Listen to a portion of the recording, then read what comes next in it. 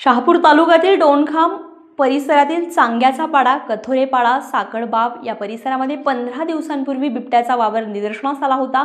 त्यावेळी भटक्या आणि पाळीव कुत्र्यांची शिकार केली असल्याचं ग्रामस्थांनी सांगितलं होतं। गुरुवार दिनांक 24 जुलै रोजी पहाटेच्या सुमारास शहापूर तालुक्यातील डोणखाम वनपरिक्षेत्रातील कथोरपाडा येथील सामाजिक कार्यकर्ते रवींद्र कथोरे यांच्या घराजवळ बिबट्या कॅमेऱ्यामध्ये कैद झाला होता।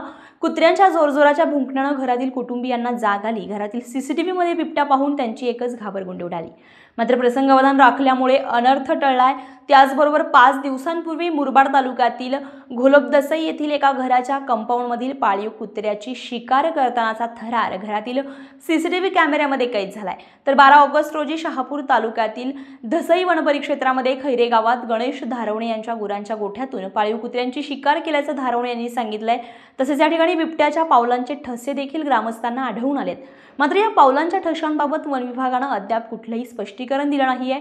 सदरच्या पावलांचे ठसे बिबट्याचे की अन्य वन्य प्राण्यांचे याबाबत वन विभागाकडून कार्यवाही सुरू आहे।